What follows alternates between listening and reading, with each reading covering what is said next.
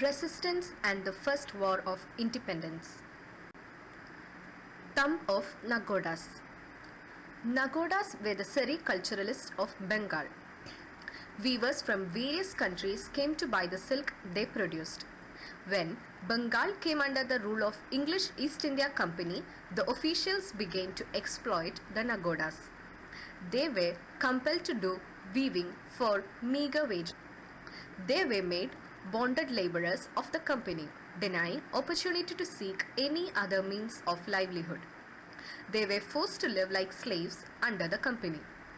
The workers who were not willing to obey were tortured. Their properties were seized.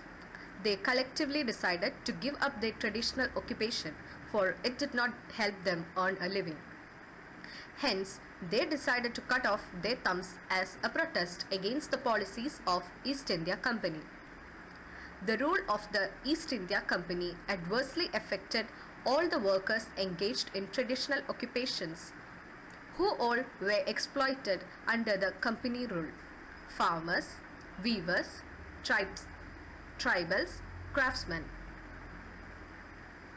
Against the farmers. After Bengal came under their control, the attention of the company shifted to the rich agricultural sector of the region.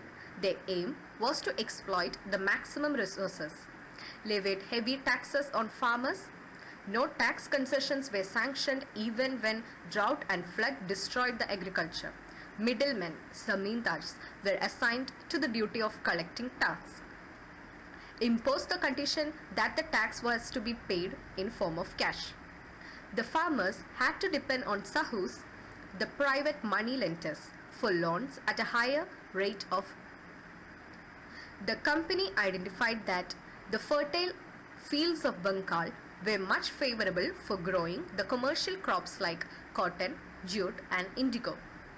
These were the major raw materials for the industries in England.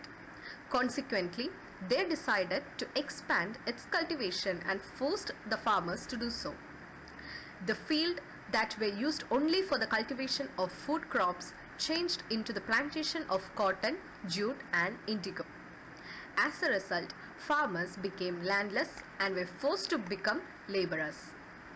Indigo cotton. Conduct a seminar on the hardships faced by different categories of people in Bengal under the company rule. Against the tribals. The intrusion of the company was not limited to the agricultural sector. They were framed several laws to exploit the forest resources. These laws gave the company absolute control over the forest. This disturbed the collection of forest products and adversely affected the tribals' traditional farming. The tribal habitat was rich in mineral deposits, and to exploit these, the British constructed roads and railways to these regions. These measures intensified the miseries of tribals. How did the forest laws imposed by the company adversely affect the tribal life? The beginning of railways. The Indian Railways was launched on 16th April 1853. The first train from Bombay to Thane was flagged off at 3:35 p.m. on that day. The train had 14 coaches that carried 400 passengers. On March 1861, the first train in Kerala ran from Tirur to Baipur. Against the weavers. Although cotton cultivation became widespread in India and the cotton supply increased, the handloom industry in India declined. The reasons were the large-scale export of cotton, the raw material of handloom industry, to Britain. Large quantities of the cotton that was being produced in India was being exported to Britain. Cotton is the raw material of the handloom industry. Since most of the cotton was being sent to Britain, that left only a little cotton for the weavers in India. This must have led to an increase in the price of cotton in India. The large-scale import of cheaper textiles manufactured in the British factories, the cotton that was exported to Britain was used to make textiles. These textiles were then imported to India and sold. The textiles produced in Britain were cheaper than the Indian textiles. This would have led to a decrease in the sales of the Indian textiles and thus weavers suffered. Excessive taxes were levied on clothes made in India. Aside from other factors, the British also charged high taxes for the Indian textiles. These factors rendered thousands of Indian weavers jobless. Prepare a skit on the common problems faced by the weavers. Against the backdrop of Nagoda's the uprising. These people who lost their livelihood because of the company started rebellions against the company and zamindars, the middlemen of the company. Though not well organized, the resistance against the company became common in different parts of the country. Peasant revolts started at the very beginning of the company rule. It is evident in the Sannyasi and Fakir rebellions that occurred in the end of the 18th century. In 19th century, several rebellions broke out in Malabar. It was led by the Mappila tenants and are known as Mappila rebellions. Similar uprisings burst out in Bengal and were known as Faraisi rebellions. Beside the peasants, the tribals also rose in revolt against the major tribal groups that organized rebellions are the Bhils in Maratha, the Kohlis in Ahmednagar, the Kols in Chota Nagpur, the Santals in Rajmahal Hills, the Kuruchias in Wayanad. The Santal Rebellion. The Santals were the inhabitants of the Rajmahal Hills in the Bengal province.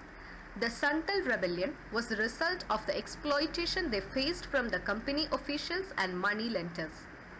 The Rajmahal Hills witnessed the sacrifice of more than 15,000 Santals in this rebellion. It was under the leadership of Sindhu and Kanu. Discuss the circumstances that led to the Santal Rebellion and prepare a report. Santal Rebellion, a Santal folk song. O Sindhu, smeared in blood, O Kanu, smearing hull. These traders, these robbers, made us landless. We are smeared in blood for our beloved folks. The kings and chieftains who lost their power were another group that led rebellions.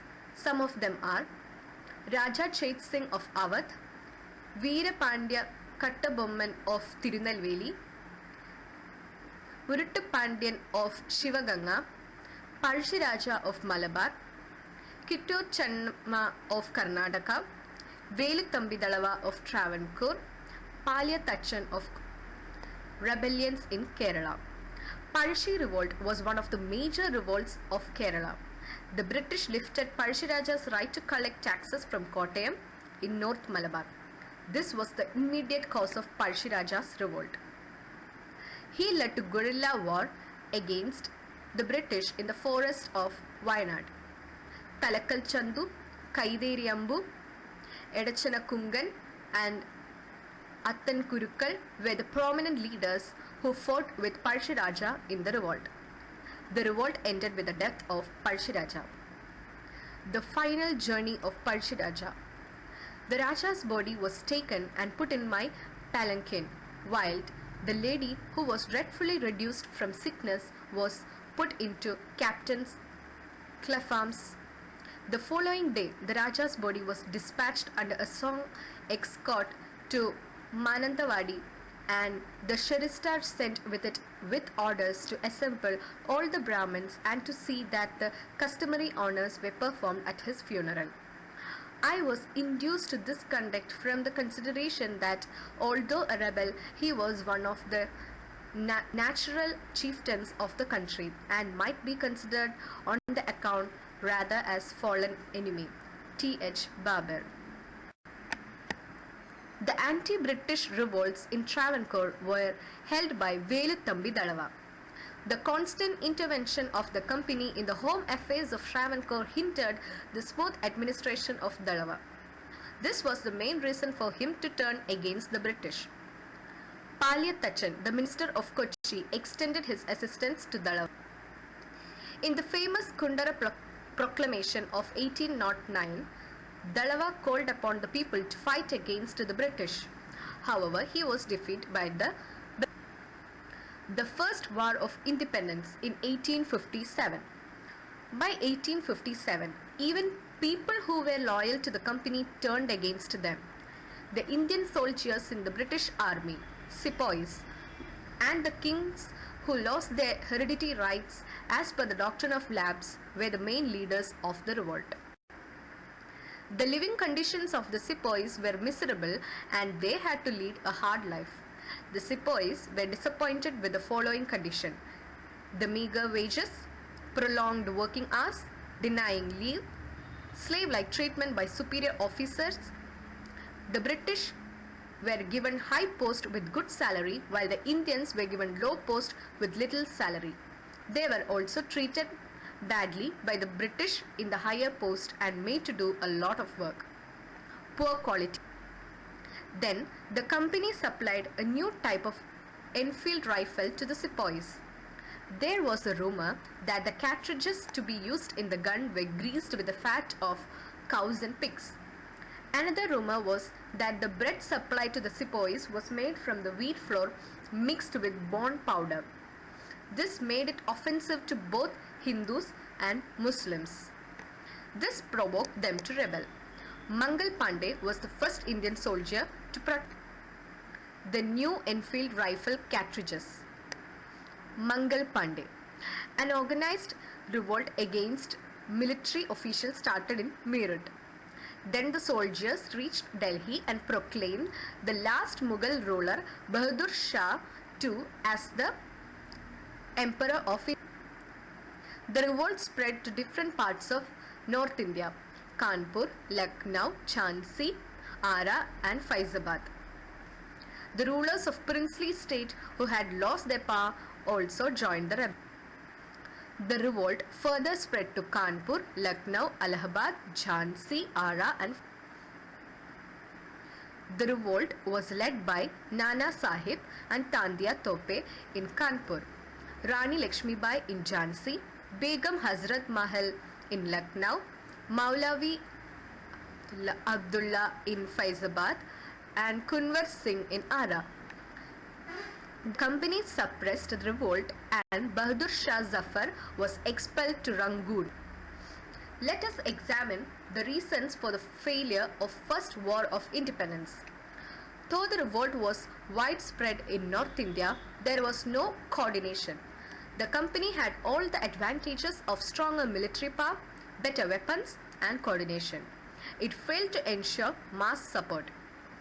The English-educated Indians were against the revolt. The rulers of affluent princely states supported the company. Identify the major centers of the revolt. List out the states to which these. Even though the revolt failed, it was the first mass revolt against the company rule. So the revolt is considered as the First War of Indian Independence. The highlight of the revolt was the sense of unity that the people of India upheld irrespective of religion. It was this solidarity that motivated the sepoys to proclaim Bahadur Shah as Chenam Shah-e Hindustan, the Emperor of India. This shows that the British efforts to breed communal hatred between Indians of different religions, had not succeeded at least up to the period of the First War of Indian Independence. Complete the following table. The reign of the Queen. Many administrative changes in India happened because of the First War of Independence in 1857. The rule of the English East India Company came to an end with the Queen's proclamation in 1858.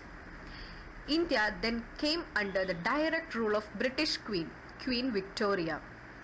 Conduct a seminar in class on First War of Independence, 1857. Queen Victoria. Summary. The policies implemented by the British brought misery to people from different walks of life. The exploited farmers, craftsmen, tribals, kings and chieftains rebelled against British. the British government took over the administration of India from the English East India Company after the First War of Independence.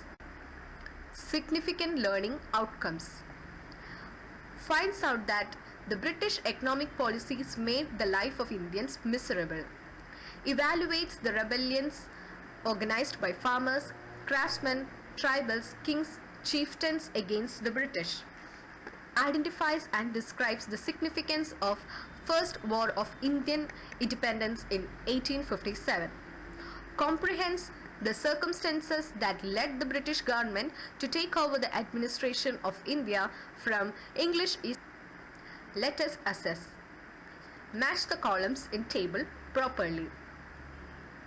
Santal Bahadur Shah II, Parshi Raja, Nana Sahib. B. Talakkal Chandu, Kanpur, Sindhu and Kanu, Delhi. What were the hardships faced by the farmers due to tax reforms of British? Third, how did the import policy of the British affect different categories of people in Bengal? Fourth, what were the changes made in the administration after the First War of Independence in 1850? Extended activities. Prepare an album of the leaders of resistance movements against the British in Kerala and the First War of Indian Independence in 1857. Mark the centers of different resistance movements on a map of India. Thank you.